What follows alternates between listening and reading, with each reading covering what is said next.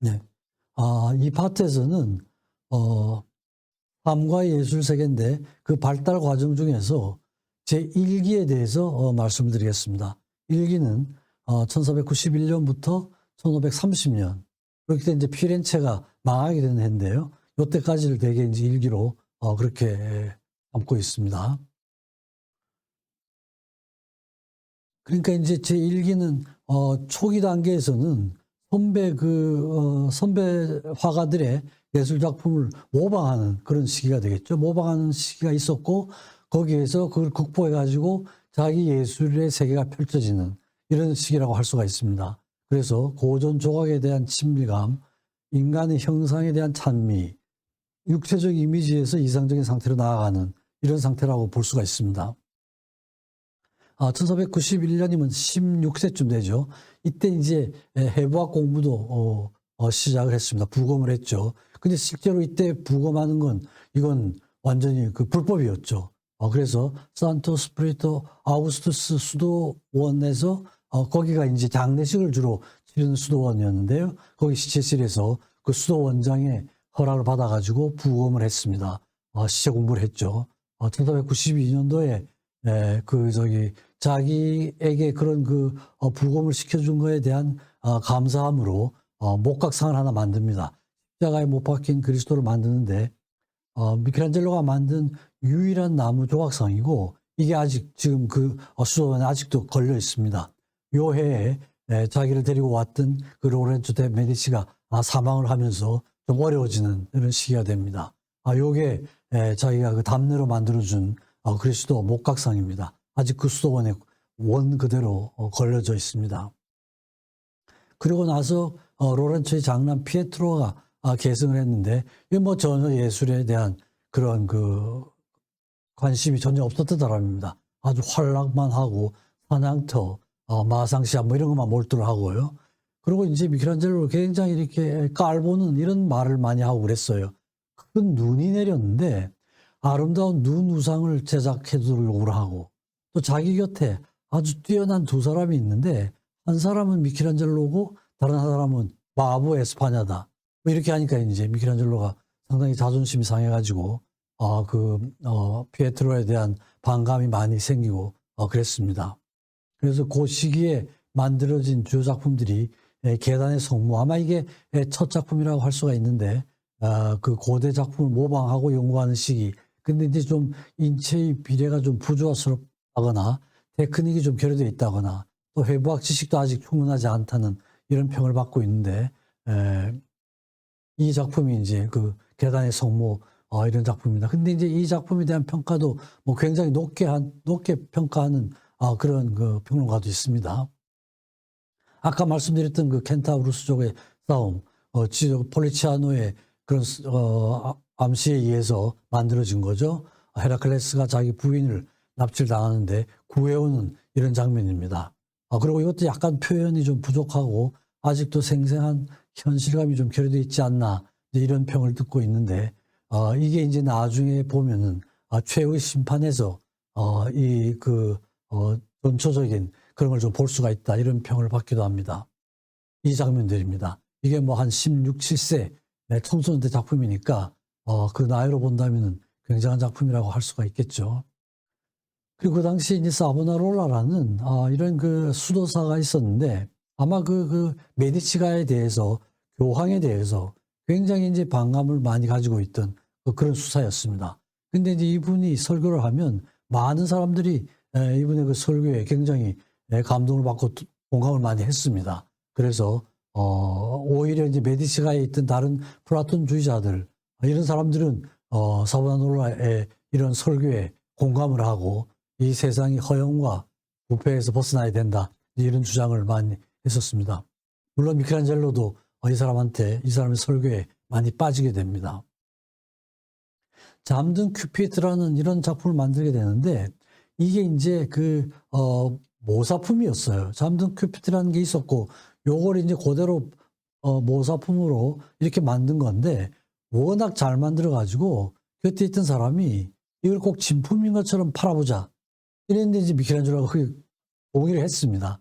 해가지고 이제 로마 어디를 팔았는데 나중에 이게 리아리오라는 추기경이 이걸 발견을 하고 이게 가짜다. 이게 들통이 나가지고 미켈란젤로가 갑니다. 가짜이긴 한데 누가 만드는지 보고 싶다 이렇게 된 겁니다. 그래서 이제 미켈란젤로가 가서 리아리오를 만나서 물론 배상은 다 해줬죠. 해주고 이제 만나게 됩니다. 그래서 이제 그 로마로 가서 그 자코포 갈리라는 이 아주 은행가인데 고대 작품 수집가고 참미자였습니다. 만나가지고 바쿠스와 큐비드라는 이 작품을 의뢰를 받게 됩니다. 그래서 이제 육체미로서는 굉장히 완벽한데 표정이 바쿠스가 술의 신이잖아요, 그죠? 그래서 시기에 있는 얼굴을 띄고 참력스러운 표정을 띄고 있는 이런 겁니다. 그래서 아름다운 육체와 비천한 혼이 통합이 된 양면을 표현하고 있다 이랬는데 이게 그 작품입니다. 앞쪽에가 이제 바쿠스고 뒤에가 큐피드인데 근데 이제 막상 이걸 의뢰한 사람은 이게 이제 너무 천박스럽다 이래가지고 이걸 이제 자기가 택하지는 않고 사긴 샀지만 딴 사람한테 줘버립니다. 그 다음에 이제 그 유명한 피에타가 만들어지죠. 그 생드니 추기경에게 아까 말씀드렸던 그 은행가가 추천을 합니다. 그 작품 위촉을 하라고. 그래서 피에타상을 주문을 해가지고 1498년도에 해서 1년 만에 완성을 하는데 그 당시에 이제 그 위촉을 했던 사람은 완성되기 전에 죽고 그걸 보지 못합니다. 1498년도에 아까 말씀드렸던 그 사보나롤라가 사망을 합니다. 이 작품이죠. 너무나 유명한 작품이죠. 그 성모 마리아하고 돌아가신 예수를 안고 있는 이건데 피에타라는 말은 피티라는 뜻이에요. 연민 이런 뜻입니다. 아련, 연민. 그래서 죽은 아들을 안고 있는 성모 마리아의 그 애련한 마음 이걸 피에타라고 그러거든요. 그러니까 그 성모 마리아와 돌아가신 예수가 주제로 된 건 이게 다 피에타예요. 그러니까 고유 명사가 아니라 일반 명사라는 거죠. 조각도 피에타, 그림도 피에타, 모든 게 다 주제가 되면은 피에타입니다. 그래서 이게 그게 23, 4세기 때 만든 작품이죠. 각각 해보면 이런 모습입니다. 성모 마리아의 모습이 뭐 전혀 이게 나이가 들어 보이지 않잖아요. 그죠? 아주 순수한 나이가 들지 않는 이런 모습으로 그래가지고 그 당시에 이제 많이 논란이 되기도 했던 그런 그림이죠. 죽음을 당한 신과 어머니의 고통을 재현했고 하느님이 고통 속에 평안이 영면되어 있는 장면이다. 이 피에타를 기점으로 해서 젊은 천재 조각가로 부상이 됩니다. 그리고 저기에 보면은 이 앞에 띠가 있는데요. 이 띠에 미켈란젤로의 이름이 새겨져 있어요. 이름이 새겨져 있는데 처음 만들 때는 이름이 새겨져 있지 않았습니다. 근데 이제 어느 날 미켈란젤로가 이 작품을 보러 온 사람들 곁에 섞여 있었는데 자기 이름은 안 나오고 다른 조각가들 이름들만 나오더라는 거예요. 이게 누구 작품이라는 게. 그래서 이제 자기가 이거 내 거라는 걸 확실하게 해야 되겠다 그래가지고 이름이 새겨져 있는데 작품에 자기 이름이 새겨져 있는 건 이게 이제 유일한 작품입니다. 그래서 이 작품에 대해서는 그 르네상스 초기 르네상스를 벗어나서 성기 르네상스로 나가는 최초의 조각이다 이렇게 하고 이탈리아 조각에서 불멸의 이정표를 쌓는 것이다. 이렇게. 조각의 독립을 선언하는 최초의 조각, 견고한 형태의 통일성, 이상적 형태의 세련미, 고전적 이상주의와 기독교 철학의 절묘한 통합이다. 상당한 이제 찬사를 받았던 그런 작품이었죠. 그리고 그 다음에 이제 만든 게 이것도 아주 유명한 작품이죠. 다비드상입니다. 그리고 이제 로마에 있다가 이제 피렌체로 돌아오게 되는데요. 그때 이제 자기가 해부학 공부를 좀 해야 되겠다 이런 이유를 달아서 다시 돌아왔는데 실제로는 이 다비드 이것 때문에 돌아오게 된 거예요. 이때 이제 엄청나게 큰 그 다비드상을 만든 그 대리석이 있었는데 워낙 커가지고 감히 이게 좀 손을 대다가 실패를 하고 이랬던 그 대리석이었어요. 그러니까 이제 아까우니까 그걸 이제 뭘 만들어야 되겠다 그래가지고 공모를 했습니다. 이 대리석으로 다비드상을 만들 사람을. 그래서 다빈치도 거기 지원을 하고 그다음에 산소비노, 미켈란젤로 그 당시에 거기 있던 다빈치도 조각에 상당히 관심이 많았습니다. 있던 사람들이 다 지원을 했는데 미켈안젤로가 결정이 됐습니다. 그래서 자기가 이전에 만들었던 피에타가 상당히 중요한 역할을 했죠. 그걸 내고 내가 이런 것도 만들고 내가 했으면 좋겠다. 이래서는 28개월 후에 완성이 됩니다. 이 작품이죠. 이거 다 아시는 거죠. 다윗과 골리앗의 그 다비드입니다.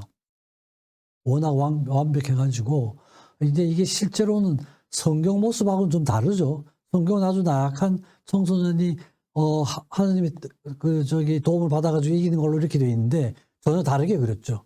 상당히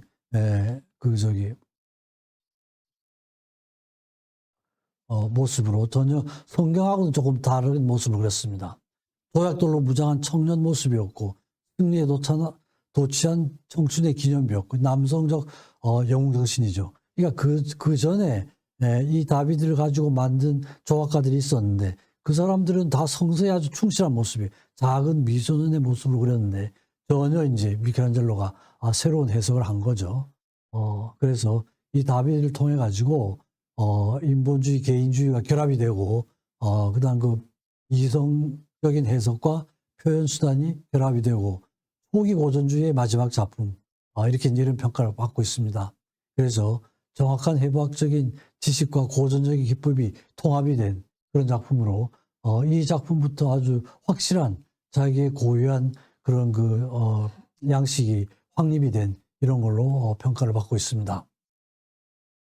카시나 전투인데요. 이건 이제 그 피렌체하고 다른 도시하고 싸운 거죠, 그죠? 피사하고 이때 피렌체의 그 최고 사령관이 베큐 국내에 큰 그 회의실이 있었는데 양쪽 벽이 비어 있었어요. 그래서 한쪽은 다빈치한테 맡기고 한쪽은 미켈안젤로한테 맡겨가지고 이제 주제를 줬습니다. 다빈치한테는 피렌체와 밀라노가 싸워서 승리한 그 전투를 주제로 하고 미켈안젤로에게는 피사하고 싸워서 이긴 그 전투가 있었습니다. 그래서 이걸 주제로 해서 벽화를 그려달라고 이렇게 했습니다. 그래서 이제 시작을 했는데 또 이제 밑그림은 그렸습니다. 밑그림은 그렸는데 그것조차도 다 유실이 되고 지금은 모사품만 남아 있고 결국 완성되지 못한 거였습니다. 근데 이제 그 밑그림으로도 그 소묘도 굉장히 그 당시에 관심을 많이 끌어가지고 청소년 그 그림 그리는 아이들의 모델이 됐다고 그럽니다. 이게 이제 미켈안젤로가 그린 카시노 그 전투인데 이제 이게 이렇게 목욕을 하다가 저기 쫓아와서 급하게 서두는 이런 장면을 미켈안젤로가 그렸고요. 요건 이제 다빈치가 그린 앙기아 전투입니다. 밀라노하고 싸워가지고 한 거. 이런 밑그림을 그려놓고 둘 다 이게 이제 뭔지는 잘 모르겠어요. 서로 그냥 경쟁을 하다가 관뒀다는 이런 얘기도 있고 또 다른 업무들을 너무 맡게 되다가 서로 또 시간이 안 맞아서 완성을 못했다 이런 것도 있는데 어쨌든 좀 아까운 거죠. 그죠? 역사적으로 보면 양쪽이 같이 있었으면 서로 그죠? 양 대가의 그림을 볼 수 있는 그런 기회였는데 이렇게 깨졌습니다.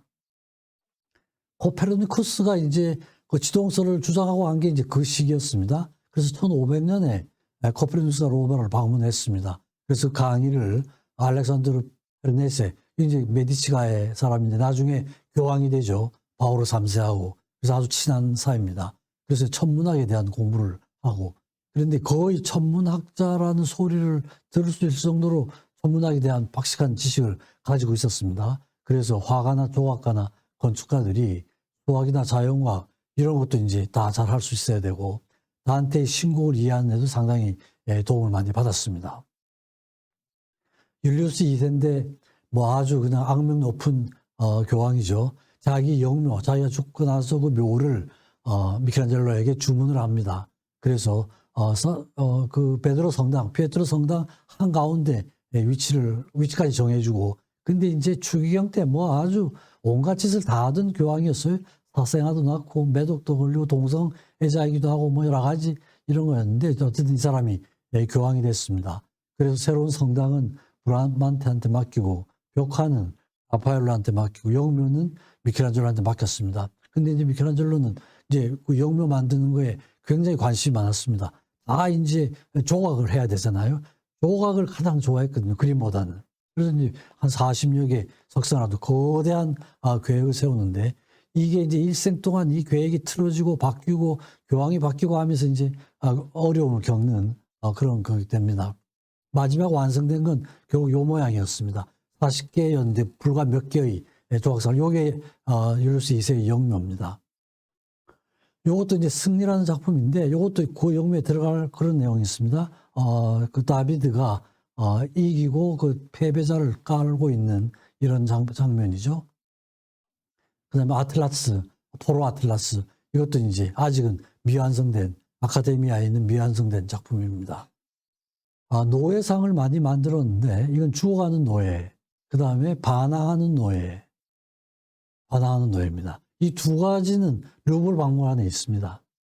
그래서 이게 이제 루브르 박물관에 있는 게 미켈란젤로가 만들어가지고 프랑스 어떤 귀족에게 기증을 했습니다. 그래서 이건 뭐 합법적으로 루브르 박물관에 있는데 이 두 개의 노예상이 루브르 박물관에 있습니다. 반항하는 노예죠. 그다음에 마르틴 루터하고도 아마 만나지 않았을까 싶어요. 이제 그 성베드로 성당을 새로운 설계안으로 브라만텍에 채택이 돼가지고 다시 이제 건설을 하고, 근데 엄청난 비용이 들죠. 그래가지고 면제부 팔고 이러면서 결국은 이게 이제 종교개혁의 그런 시발이 되는 거죠. 1517년에 루터가 95개의 건의서를 발표를 하면서 종교개혁이 시작이 되고, 1510년에 아마 그 루터가 종교개혁을 하기 전에 로마를 방문했는데 아마 이때 확실한 기록은 없는데 미켈란젤로하고 만났을 가능성이 있을 것 같습니다. 왜냐하면 그 최후의 심판이라는 그 그림의 아래쪽에 겁먹고 질려있는 수도사 모습으로 루터의 모습이 나옵니다. 그래서 아마 만났을 가능성이 있고 영향을 많이 받았겠죠. 또 이제 라오콘, 이게 아주 굉장한 조각이었죠. 이게 이제 그전까지는 책에서만 기술이 되어 있었습니다. 이런 게 있었다. 이런데 이제 이게 티투스 온천 유적지에서 발굴이 됐습니다. 그래가지고 그 소식을 듣고 미켈란젤로가 상갈로 아들하고 그 발굴 작업에 참여를 합니다. 그래서 플레니우스라는 사람의 그 책에 헬레니즘 조각에서 가장 으뜸으로 간다는 이런 기록이 있고 그 조각가가 이름까지도 나옵니다. 근데 이제 율리우스 2세가 그게 어떤 작품인지를 알죠. 그래가지고 그 포도밭에서 그게 발굴이 됐으니까 그 주인에게 보상을 충분하게 한 후에 자기 별장으로 가지고 와서 안치를 합니다. 근데 이제 이 작품이 미켈란젤로의 작품에 굉장히 큰 영향을 미친 걸로 그렇게 되어 있습니다. 많이 보신 작품이죠. 아버지가 트로이의 어떤 신관이었는데 그 포세이돈, 바다의 신의 저주를 받아가지고 뱀한테 물려 죽는 장면입니다. 두 아들이에요. 아버지하고 두 아들이 뱀에 물려 죽는 장면인데, 이게 어쨌든 헬레니즘에서는 최고의 작품이라는 기록만 있었고 없었는데 미켈란젤로 시대에 발굴이 됩니다. 모세상을 만드는데 이건 이제 율리우스 2세의 그 영묘에서 들어갈 그거였죠. 근데 이제 영을 만들고 있는데 만들면서 또 막 중단을 시킵니다. 딴 거 하라, 벽화를 그려라, 선정화를 그려라. 이러면서 돈도 안 주고, 그러니까 싸움이 일어나가지고 그냥 팽개치고 돈도 안 주고 하니까 로마를 떠나버립니다. 그러니까 이제 자꾸 가서 귀찮게 구니까 마부가 미켈란젤로를 끌어낸 이런 사건이 있었어요. 화가 나가지고 편지를 쓰고는 그냥 피렌체 땅에서 호기봉까지만 가면 교황의 권한이 벗어나는 데예요. 잡아갈 수가 없는 데예요. 탈출을 해버립니다. 가버리죠. 이게 이제 모세상인데, 이게 이제 그 줄리우스 그 영묘 앞에 있죠. 근데 저 머리에 뿔이 달려 있잖아요. 근데 저게 사실은 저 당시에 그 헤브리어를 잘못 번역을 했던가 봐요. 그 말로는 뿔하고 빛하고가 단어가 아주 비슷한가 봐요. 그러니까 모세 머리에 빛이 났다고 그랬는데 뿔이 났다고 번역을 해가지고 뿔이 있는 걸 하고 저렇게 뿔을 만들었는데, 저건 이제 번역이 잘못돼가지고 나온 그런 일이라고 할 수가 있죠. 그래서 포기봉식까지 가서는 이제 난리를 쳤지만 안 간다. 도저히 안 간다. 그리고 당시 묘에 대한 관심이 자기 영묘를 만들어 놓고는 그것만 해도 엄청난 일인데 또 다른 일을 시킨 거예요. 실신한 선정화 이걸 시키니까 화가 나서는 다시 돌아가지 않겠다. 그것도 그릴 생각이 없다. 이렇게 편지를 보냅니다. 근데 이제 뭐 끝까지 버틸 수는 없었죠. 그래가지고 이제 그리기 시작을 합니다. 그리기 시작을 하는데 사실은 미켈란젤로가 그림 그리는 건 그렇게 좋아하지 않았어요. 자기는 이제 항상 사인을 하고 이럴 때도 조각가 미켈란젤로입니다. 화가라는 사인을 쓴 적이 없어요. 그래서 브라만테하고 이 라파엘이 의도적으로 미켈란젤로를 계속 추천을 합니다. 그럼 틀림없이 중간에 중단을 할 거라고 다 하지 못하고 그러면 라파엘이 그걸 떠맡아가지고 완성을 한다. 이런 계획을 했는데 뭐 이렇게 하다 보니까 한 1년쯤 지나가지고 원래는 그게 완성이 되기 전에는 아무도 들어갈 수가 없거든요. 근데 브라만테하고 라파엘이 살며시 들어가 봤어요. 그랬더니 너무 완벽하게 하고 있는 거예요. 그래서 교황한테 가서 자기들이 하겠다 그러는데 교황이 브리치가 안 된다. 그대로 미켈란젤로가 해야 된다. 이래가지고 미켈란젤로가 완성을 했죠. 그때 이제 그 피렌체에서 여러 그 최고 화가들을 혼자서 하기가 어렵잖아요. 근데 이제 저런 사람들이 다 인류 화가들이었어요. 그 당시에는. 근데 불러가지고 이랬는데 습작을 시켜보고 마음에 안 드니까 다 쫓아버렸습니다. 그러니까 그 작품을 거의 미켈란젤로 혼자 하다시피 한 거죠. 그게 이제 그 피에트로 성당이고 거기에 이제 천장이죠. 천장에 그 그림을 그린 겁니다. 거의 한 4년 걸렸습니다. 1508년부터 1512년. 이게 이제 아담의 창조죠. 오른쪽에 이제 하느님을 저런 모습으로 그렸습니다. 아담의 창조, 이브의 창조, 무녀도 그리고 구약에 나오는 내용들을 주로 이제 많이 그걸 했습니다. 태양과 달을 만드는 이런 장면도 있고, 에덴 동산으로부터 추방이 되는 이런 내용들이죠. 그래서 이런 그 그림조차도 그림을 아주 조각적으로 그렸다. 이런 표현을 합니다. 건축적인 방법으로 했다. 그럽니다. 그래서 전체적으로는 창세기에 역연대순으로 제작을 했고 신플라톤주의가 이제 극적으로 표현이 됐다. 그렇게 해서 1508년에서 1511년 그리고 이제 교황이 사망하기 그 직전에 아마 일반인에게 공개가 됐습니다. 그리고 이제 레오 10세가 등극을 하죠. 조반니 데 메디치 추기경인데요. 1513년에 즉위를 하고 이 사람은 라파엘을 아주 좋아하는 사람이었습니다. 그래서 그런 그 장식을 맡기는 이런 건데요. 산 로렌초 성당의 정면 장식을 개최하는 이런 거였는데 요걸 이제 또 지원을 받았습니다. 여러 사람이 했는데 그것도 이제 이 그 교황이 워낙 그 미켈란젤로를 좋아하고 내용이 괜찮아가지고 미켈란젤로의 초안을 채택을 합니다. 그래가지고 이제 근데 이제 자기가 율리우스 2세의 그 영묘를 하고 있었으니까 같이 할 수가 없잖아요. 그러니까 이제 그 교황이 율리우스 2세의 유족들하고 타협을 해가지고 그걸 또 연기도 하고 줄이고 먼저 이래가지고는 결국 이걸 맡게 되지만 이건 최초의 건축 작품이었지만 결국 이제 파탄이 됩니다. 완성을 하지 못하는 겁니다. 단테의 이 묘인데요. 그 단테가 피렌체 출신이거든요. 그래서는 뜻있는 사람들이 모여가지고 라벤다에 있던 단테가 결국은 피렌체에서 추방을 당해가지고 객지에서 죽게 되죠. 그래서 그 단테의 유골을 피렌체로 이장을 할 그런 계획을 세웠는데 뭐 결국 라벤다에서도 반대를 하고 잘 진행이 되질 않았습니다. 어쨌든 이제 미켈란젤로는 이 단테의 거의 전문가 소리를 들었습니다. 그래가지고 전체적 천장 하나 이런 게 단테의 신곡에서 아이디어를 얻어가지고 만든 그런 작품으로 그렇게 되어 있습니다. 그래서 모시려고 그랬는데 결국은 이제 실패를 했고 단테의 전체 작품 활동에 아주 중요한 영향을 미치는 그런 사람이죠. 그 다음에 이제 레오 10세가 죽고 나서 히드리아누스라는 교황이 또 있게 되는데 이건 아주 철저한 금욕주의자였습니다.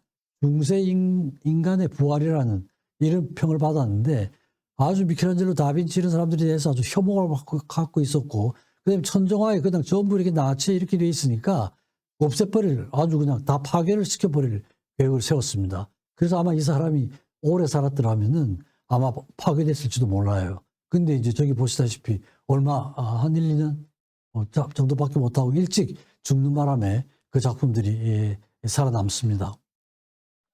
그리고 이제 그 클레멘스 7세가 또 등극을 하는데, 이 사람은 이제 그 메디치 가의 전용 성당이 있었는데, 그 안에 그 묘를 만들도록 그렇게 하고, 또 라우렌치아나 도서관 건립을 추진도 합니다. 마키아벨리에게 피렌체 역사를 처음 쓰라고 지시를 하기도 하고요.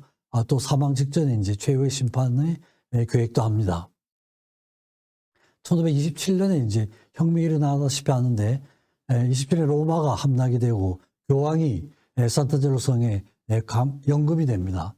그리고 피렌체 사람들도 결국 교황하고 이제 메디치가가 밀접한 관계가 있으니까, 메디치가는 거의 이게 군주제였거든요. 그러니까 이제 메디치가의 위장된 독재에 불만이 많고, 그래가지고 민중 정부를 결성하게 됩니다.